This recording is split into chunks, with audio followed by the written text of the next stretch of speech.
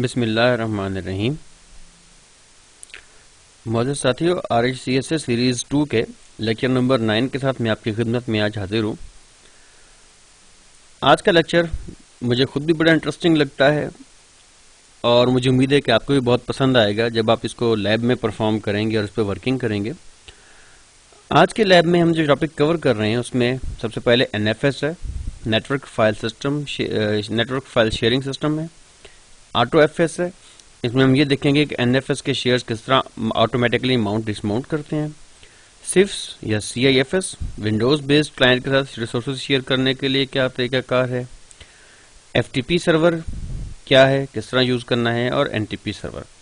आज के डेमो में 2 वर्चुअल क्लाइंट्स यूज़ हो रहे होंगे जिनमें मैं आपको कम्युनिकेट करके बताऊंगा कि हम किस तरीके से सर्विसेज हैंडल करते हैं।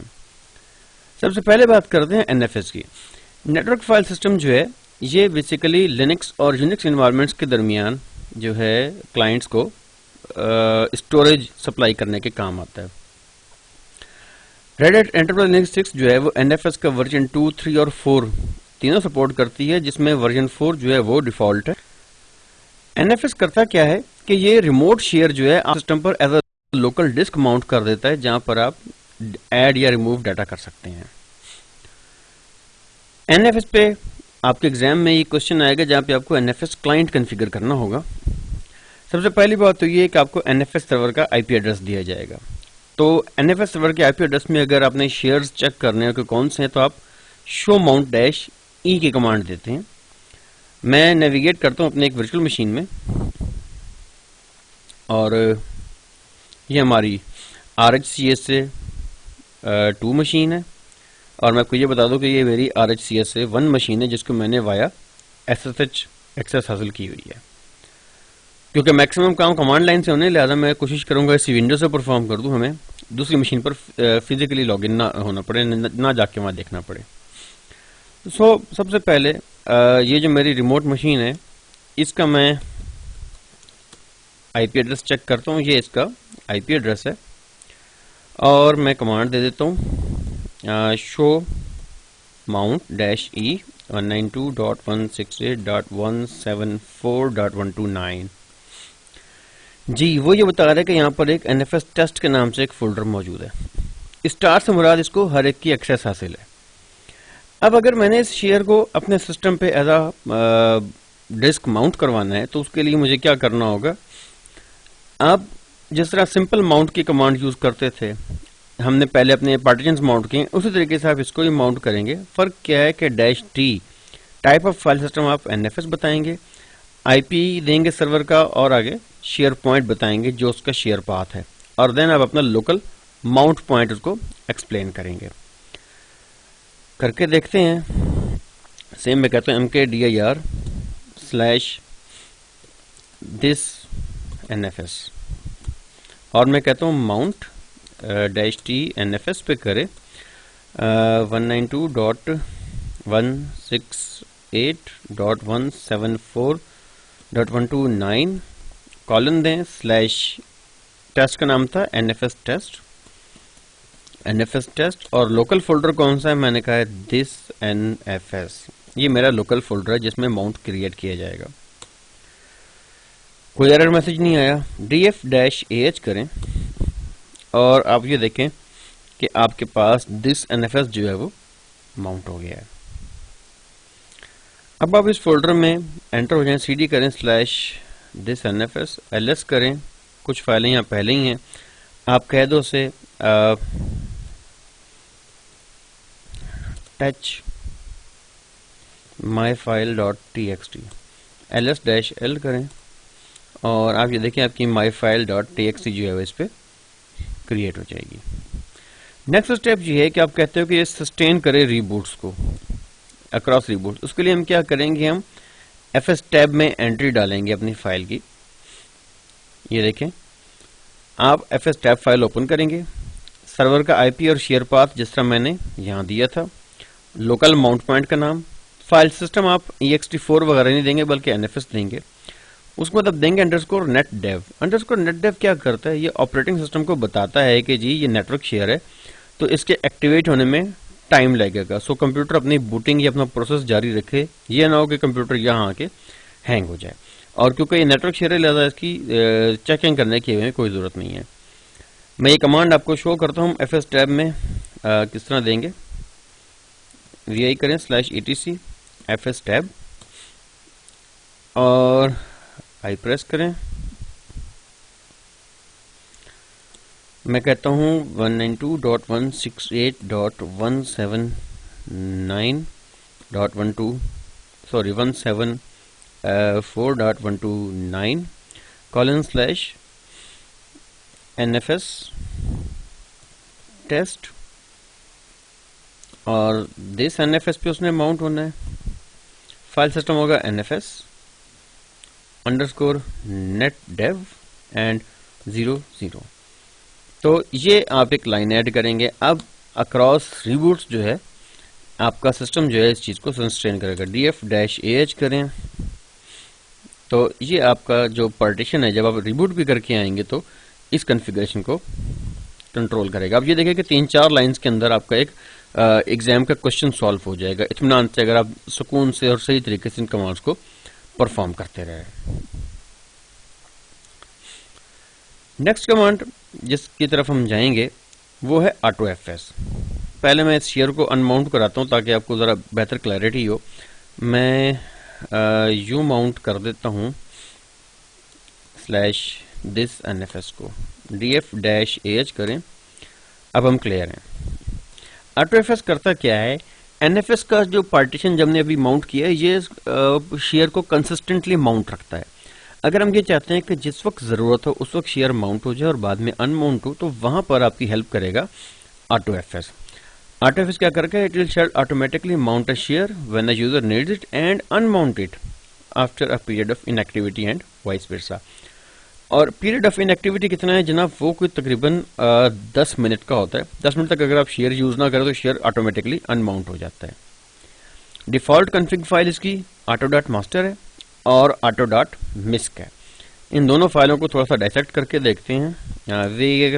/etc एंड auto.master में आए। auto.master में मैंने अभी इस फाइल को रिमार्क लगाया हुआ था, मैं इसको हटाता हूँ या ना भी हटाऊं तो आपको कंसेप्चुअल बात बता दूं कि ये आपकी डिफ़ॉल्ट फाइल है। misc/etc auto.misc में जाए और कौन से फोल्डर को माउंट करें, misc के फोल्डर को। अब हम इस तरह करते हैं कि auto.misc में जाके देखते हैं कि वहां पे क्या लिखा हुआ है। VI करें auto.misc को। auto.misc में देखें डिफरेंट चीजें लिखी हुई हैं। जिस तरह देखिए उसने CD के माउंट होने के बारे में लिखा हुआ है कि उसका फाइल सिस्टम टाइप क्या है, रीड राइट है कि रीड ओनली है, SUID कोई है और कौन सी डिवाइस है /dev/cd-rom। इसी तरह यहाँ पर एक एंट्री मैंने लास्ट टाइम डाल के रखी थी जो कि NFS थी, FS टाइप उसकी NFS थी, INTR ये भी वो इंटरप्ट है। सिंपली नेट डेव के स्टाइल में आप समझे काम। फिलहाल इस फाइल को हम यूज नहीं करेंगे क्योंकि हमने अपनी कस्टम फाइल क्रिएट करनी है। रेस्ट आप देखें प्रोसीजर वही है, मैंने आगे उसी तरीके से पाथ दिया हुआ है। हम क्या करेंगे, हम अपनी कस्टम फाइल क्रिएट करेंगे जो कि इस शेयर को माउंट करेगी। और एग्जाम में भी आपको मोस्ट प्रोबेबली आपकी अपनी फाइल माउंट करने के लिए कहा जाए, सो आपको दोनों बातें पता होनी चाहिए। अपनी फाइल आपने अगर कस्टम बनानी है, इससे हम क्या करते हैं कि हम auto.master को ओपन करेंगे और एंड ऑफ फाइल में से मैंने एक फोल्डर क्रिएट किया हुआ है रिमोट डाटा के नाम से। मैं रिमोट डाटा के पाथ पर अपनी auto.remote की एक फाइल क्रिएट करके इसको सेव कर दूंगा। उसके बाद मैं auto.remote को ओपन करूंगा। मैं ये करूंगा कि शेयर का नाम क्या रखना है, NFS। FS टाइप में बता दूंगा और सर्वर का IP दे दूंगा और शेयर पाथ जिस तरह हमने पहले माउंट में दिया है। और उसके बाद मैं सेव करूंगा इसको। सेव करने के बाद मैं सर्विस AutoFS रिस्टार्ट करूंगा और देन मैं नेविगेट करूंगा इस डायरेक्टरी में। आए जरा इसको परफॉर्म करके देखते हैं। परेशान ना होइएगा, इसको करते जाइएगा, स्टेप बाय स्टेप कमांड सही परफॉर्म होगी। जनाबी अली क्या करेंगे, सिंपल मैं कहता हूँ VI/etc एंड auto.master करूँ। auto.master के एंड पे मैं चला गया। ये मैंने लिखा हुआ है /remote NFS मेरे फोल्डर का नाम और auto.remote को ये कॉल कर रहा है। auto.remote को क्या कॉल कर रहा है, मैं कहता हूँ से auto.remote को ओपन करें AutoDot Remote में हमने लिखा हुआ है कैसे NFS, यहाँ पे आप नाम बदल भी सकते हैं, ये आपकी मर्जी है, ये वाला पोर्शन आप बदल सकते हो। FS टाइप जो है NFS है। INTR इसको वही बताएगा कि जी ये नेटवर्क शेयर है, सो इत्मीनान से इसको लोड किया जाए। IP ऑफ द सर्वर, जिस सर्वर पे मैंने जाना है, और फोल्डर का शेयर नेम जो शेयर किया गया है उसका नाम NFS टेस्ट। इसको आप क्लोज करें और मैं क्या करता हूँ /etc init.d और मैं कहता हूँ AutoFS रिस्टार्ट। AutoFS को रिस्टार्ट करने के अलावा आप उसको रीलोड भी कर सकते हैं, ठीक है। अगर आपने कोई मैपिंग चेंज की है तो रीलोडिंग कर देगी काम आपका, पर्पस सर्व आपको रिस्टार्ट नहीं करना पड़ेगा।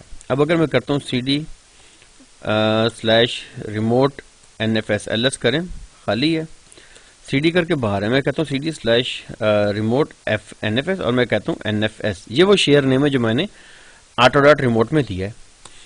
एंटर करें, आप सिस्टम के अंदर आ गए, ls करें, आप ये देखें ये वही 3 फाइलें हैं, ये वही फाइलें हैं जो हमने थोड़ी देर पहले नॉर्मल शेयर से माउंट करके देखी थी। These are the same files. आप df-ah कॉल करें, देखें कि रिमोट NFS जो है उसने माउंट किया हुआ है किसको, NFS टेस्ट को। आप इससे एग्जिट कर जाए, cd कर जाएं। सो ये तरीकाकार है जिसके थ्रू AutoFS इंतहाई इत्मीनान से इस काम को परफॉर्म कर लेगी, और इसके बाद आप फर्दर अपनी टेस्टिंग जो है इस पे जारी भी रख सकते हैं। नेक्स्ट हम आगे चलते हैं और CIFS देखते हैं। CIFS बेसिकली माइक्रोसॉफ्ट डेवलप किया, जो कि प्रिंटर्स हो गए, डाटा डिस्क हो गई, फोल्डर्स हो गए, उनको यूनिक्स लिनक्स एनवायरनमेंट के साथ शेयर करने के काम आता है। आपको हो सकता है पेपर में सांबा क्लाइंट कॉन्फ़िगर करने के लिए कहा जाए, तो आपने पैकेज YUMP से इंस्टॉल करना है SMB क्लाइंट, इसके बगैर आपकी कॉन्फ़िगरेशन कंप्लीट नहीं होगी। SMB क्लाइंट पैकेज करने के बाद आपने जो कमांड देनी है, आपने SMB client -u user name और -l IP देना है सर्वर का, जिस सर्वर से आपने शेयर उठाना है या जिस पे शेयर मौजूद है, जब आपको पेपर में बताया जाता है। सर मैं कमांड देता हूँ, मैं कहता हूँ SMB क्लाइंट -u, मेरा विंडोज़ में एक यूज़र मौजूद है यासिर, -l हो गया, और सर्वर का IP है मेरा ख्याल है 192.168.174.1। मैंने यासिर का पासवर्ड दिया और देखें ये मेरे सामने शेयर शो हो गया। इसमें देखो मैंने ये शेयर बना के रखा हुआ है फॉर CIFS डेमो। अगर मैं आपको ये शेयर शो करूं तो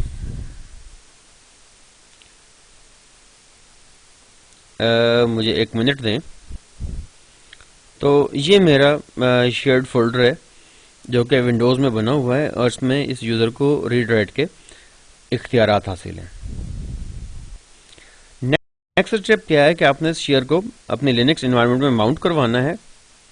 माउंट करने के लिए आप कमांड क्या देंगे, SMB client -u user name, server का IP और शेयर का नाम से मैं कहता हूं SMB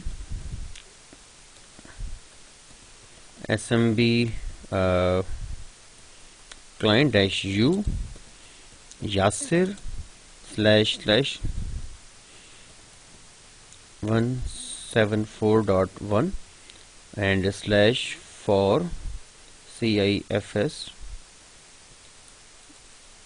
डेमो। नहीं जी, आप फोल्डर के अंदर पहुंच गए हैं, ls करें। यहाँ पर देखिए हमने एक फाइल भी अपनी कॉपी करके रखी हुई है। आप इसके ऊपर जनरल कमांड्स अपनी चला सकते हैं, कॉपी और पेस्ट की, और ये कमांड्स काम करेंगी।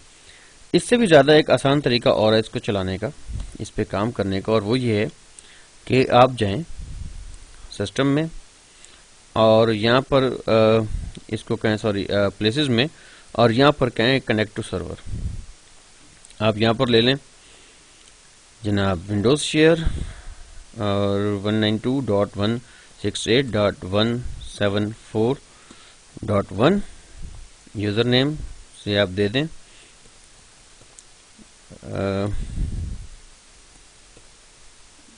यासिर। एक चीज़ इसमें रखनी रह गई है, हमारे फोल्डर का नाम वो था फॉर CIFS डेमो कनेक्ट करें और 1 2 3 4 5 6 आप पासवर्ड इसका से दे दें। सिंपल मैंने रखा है। आप पासवर्ड के बारे में बता सकते हैं कि वो रिमेंबर करे, अभी करे या हमेशा के लिए। कनेक्ट करें और ये देखें कि ये एज अ फोल्डर आपके पास देखें माउंट भी हो गया है। अच्छा, अब इस काम को अगर आप मुसलसल सस्टेन करवाना चाहते हैं ना, तो आपको इसके लिए भी FS टैब में एंट्री डालना होगी। लेकिन ये काम मैं आपके लिए छोड़ता हूँ। ये देखिए मैंने ये कमांड लिखी हुई है, आपने इस कमांड के अगेंस्ट वर्किंग करके देखनी है। देखते हैं कि आप लोग कितने कामयाब होते हैं। मैं चाहूँगा कि आप लोग इस कमांड को खुद परफॉर्म करें, अपने सिस्टम पे वर्किंग करें, ताकि आपको खुद भी अंडरस्टैंडिंग आए कि ये काम किस तरीके से होगा। समझें, आपकी एक प्रैक्टिकल लैब है जिसको आपने परफॉर्म करना है और आपने एक अपने टेबल में डालनी है जिसके थ्रू CIFS जो है वो अक्रॉस रीबूट भी सस्टेन करे। नेक्स्ट हम बात करते हैं FTP सर्वर की। FTP बहुत ओल्ड टेक्नोलॉजी है जिसके थ्रू हम डाटा ट्रांसफर करते थे इंटरनेट के through. With the passage of time चीजें एनहांस हो। रेड हैट ने अपने पैकेज को जिस नाम से रिलीज किया है वो है वेरी सिक्योर FTPD, जिसे VSFTPD कहते हैं। और VSFTPD अब इंस्टॉल किस तरह करेंगे, यम इंस्टॉल VSFTPD कर दें। कॉन्फ़िगरेशन और सेटिंग्स में क्या क्या करेंगे, सबसे पहले आप इंस्टॉल करने के बाद चेक कॉन्फ़िग करें VSFTPD ऑन, ताकि अक्रॉस रिबूट्स ऑन रहे, और उसके बाद VSFTPD की सर्विस भी ऑन कर दें। सेटिंग्स, कुछ सेटिंग्स मैं आपको बताता हूँ इसकी। ये देखें, ये मैंने इसको स्टार्ट किया, चेक कॉन्फ़िग भी ऑन कर दिया। सेकेंडली, आपने FTP को अलाउ करना है अपनी फायरवॉल पे भी। ये देखें, मैंने रूल भी इसका फायरवॉल के अंदर लिख दिया है, जिसके बाद आप फायरवॉल को जब रीस्टार्ट करेंगे तो आपका FTP जो है वो वहां पे सस्टेन भी करेगा। ये वो 3-4 स्टेप्स हैं जो कि आपको लाजमी करने हैं जब आप एग्जाम में FTP सर्वर कॉन्फ़िगर कर रहे होंगे। जब मैं फायरवॉल को लिस्ट करूंगा तो आप देखोगे कि आपका TCP में FTP की पोर्ट भी आ रही होगी।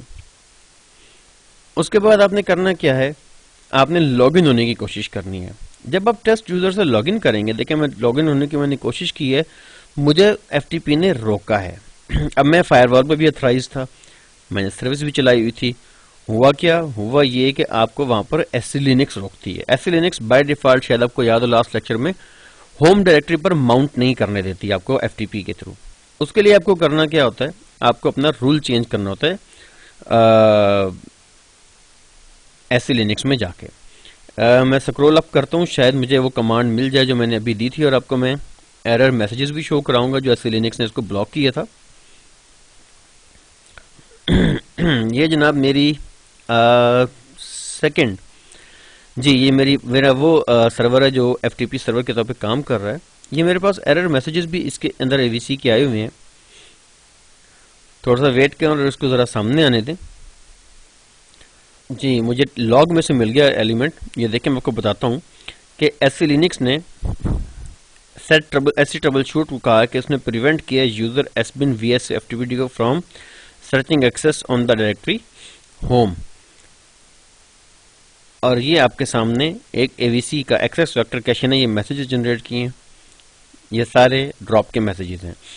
जब आपके सिस्टम पे ये मैसेजेस जनरेट होते हैं तो उसके बाद आप लोगों को SC bool की कमांड देनी होगी अपने सिस्टम पे, जिसके थ्रू कंप्यूटर दोबारा अलाउ कर देगा उन यूजर्स को होम डायरेक्टरीज पे जो लॉगिन होना चाहेंगे रिमोटली। मेरा ख्याल है मेरी यहाँ कमांड आपके पास, ये मेरी SSH की मशीन है जो मैंने एक्सेस की हुई है, और मैं इस पे आपको शो करवाता हूँ जो मैंने SC bool की कमांड इशू की थी, ताकि आपको कंप्लीट आइडिया हो जाए कि हमने करना क्या है। हाँ जी, बहुत लेंथी लाइन है, काफ़ी ज़्यादा है इसके अंदर। मैं आपके सामने जनाब टाइप कर देता हूँ। आपने कहना है सेट SC bool FTP और -p ज़रूर लगाइएगा परसिस्टेंट के लिए, FTP _ home _ directory on। Enter करें, कुछ देर वेट करें क्योंकि मेरा लाइन थोड़ा सा स्लो हुआ है, तो ये कुछ देर के बाद रिस्पांस देता है। आप इधर आएंगे और लॉग में अगर तशरीफ लेके आएंगे तो अभी आपका लॉग भी अपडेट हो जाएगा। जस्ट थोड़ा सा इसको टाइम देते हैं और देखते हैं कि लॉग कितनी देर में आपका अप टू डेट होता है। ये देखें यहाँ पे ये वेट पे कर रहा है। अब ये देखिए कमांड जनरेट हुई है, उसने बताया है कि एवीसी ने रिसीव्ड पॉलिसी नोटिस किया है, reloaded configuration the FTP home directory policy boolean was changed to on by the root. So इस मुराद ये है कि अब जो आपके यूजर्स हैं वो अपनी होम डायरेक्टरी को वाया एफटीपी भी एक्सेस कर सकते हैं। तो ये मसला तब हल होगा जब आप इस पॉलिसी को चेंज करेंगे। ये मैंने यहाँ पर आपको लिख के लाइन आउट भी किया हुआ है, ठीक है, और उसके बाद वो ट्रांजैक्शन बिगिन भी हो जाती है। एक और चीज़ मैं आपको इसमें पहले शो कर दूं, मेरा ख्याल है वो ज़्यादा बेहतर रहेगी, और वो ये है कि आपने एफटीपी को थ्रू लॉगिन कैसे यूज़ करना है, थ्रू कमांड लाइन कैसे यूज़ करना है। इसके लिए हम LFTP की कमांड यूज़ करते हैं। LFTP करता क्या है कि इसके थ्रू आप वाया कमांड लाइन आ जाते हैं FTP पे। इसके लिए आपको एक पैकेज चाहिए होगा LFTP का, तो आपने जनाब करना ये कि yum इंस्टॉल LFTP ज़रूर करना है, ताकि yum जो है वो LFTP का पैकेज इंस्टॉल कर दे। उसके बाद आप कहते हैं LFTP test@192.168.174.129 पासवर्ड आप उसमें इन हो गए। एलएस करें। नेटवर्क क्योंकि स्लो है, ये कुछ देर तक फेच करेगा और आपके सामने शो करेगा रिजल्ट अपनी लिस्टिंग का। सेशन एस्टेब्लिश हो गया, उसने एलएस किया, मैं फिर एलएस करता हूँ। कमांड है मैं ls/ करता हूँ। ये देखें ls/, उसने क्या किया, उसने रूट के सारे सर्वर के कंटेंट ब्राउज कर दिए हैं आपके। अब ये चीज़ जो है सिक्योरिटी पर्सपेक्टिव से खतरनाक साबित हो सकती है, तो हम क्या करेंगे कि अब हम FTP सर्वर को थोड़ा सा सिक्योर करेंगे। vi/et FTP और /vs ftpd/vs ftpd.conf में जाएं। ज़रा पहले हल्का हल्का इसको कुछ देख लेते हैं। देखिए हमने एनोनिमस एनेबल को यस किया हुआ, इट मीन्स कि एनोनिमस यूजर्स हमारी FTP साइट पे आ सकते हैं। लोकल एनेबल, लोकल भी आ सकते हैं। राइट एनेबल, राइट हो सकता है, इस वेबसाइट पे कॉपी किया जा सकता है। और एक मिनट मैं ज़रा इसको जनाब VIM के साथ खोलता हूँ ताकि आपको कुछ कलरफुल नज़र आए। VIM, ये देखें। अब हमने क्योंकि अपने यूज़र्स को प्रोटेक्ट करना है अगेंस्ट के उन पे जो है उनको सर्वर की एक्सेस ना आए या ओवरऑल सर्वर ब्राउज ना करे, तो हम इनको जेल कर देंगे। इसे हम कहते हैं CH रूट जेलिंग।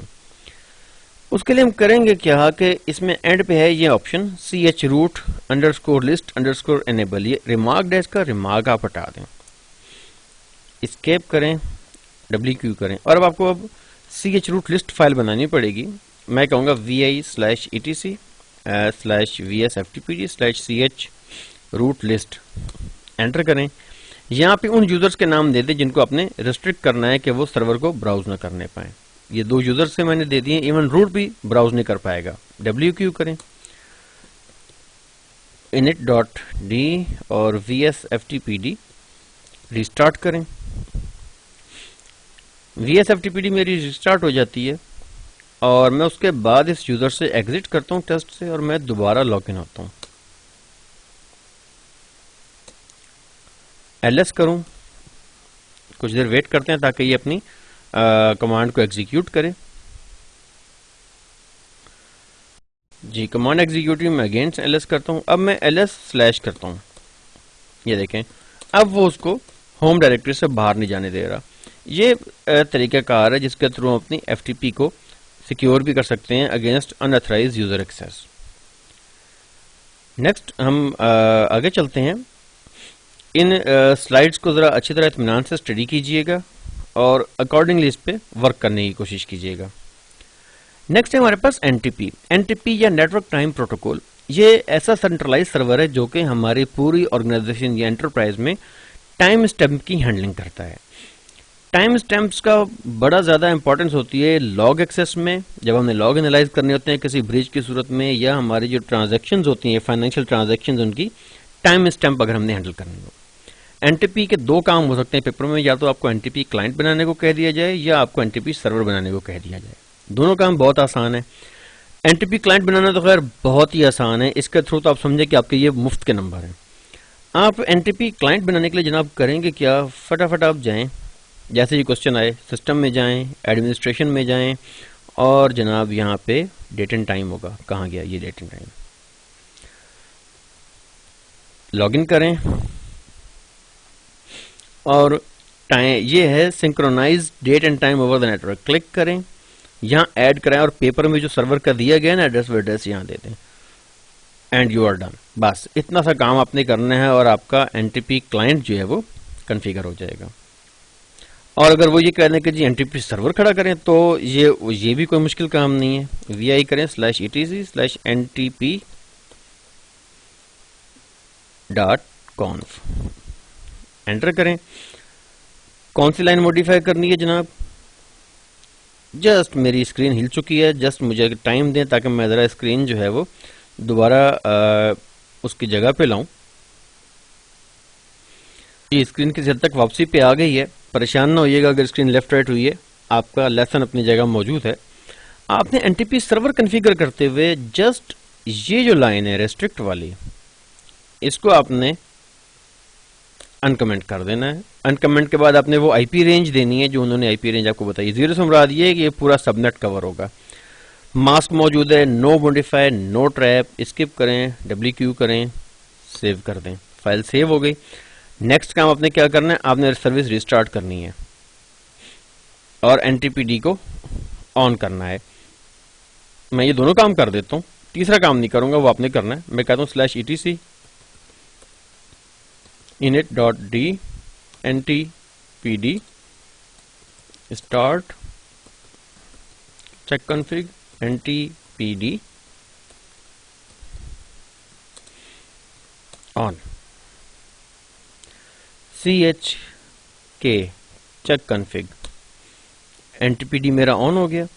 और तीसरा काम जनाब आप लोगों ने खुद करना है और वो क्या है कि आपने NTP पोर्ट यूज करता है 123 फायरवॉल पे, तो आप लोगों ने फायरवॉल पर 123 जो है ये ऑन कर देनी है। दूसरी बात क्या है, मैं अब यहाँ लिख रहा हूँ, मैं मिटा दूंगा, और वो जो है कि UDP पैकेट्स NTP भेजता होता है, तो आपने TCP के बजाय UDP को ऑथराइज कराना है, क्योंकि स्टेटस पैकेट्स होते हैं जैसे जा रहे होते हैं, इनका रिस्पॉन्स एक्सेप्ट नहीं किया जाता। सो आपने UDP पोर्ट 123 ओपन करनी है एंड ये will be get going with no problem, और इत्मीनान से इंशाल्लाह सारे सर्वर आपके कवर हो जाएंगे। इंशाल्लाह नेक्स्ट टाइम लेक्चर नंबर 10 के साथ हाजिर होगा। मुझे उम्मीद है आपको लेक्चर आज का पसंद आया होगा और आप इसकी लैब भी करेंगे इत्मीनान से अच्छे तरीके से। तो अगले लेक्चर में हाजिर होगा, तब तक के लिए इजाज़त दीजिए। अल्लाह हाफिज़।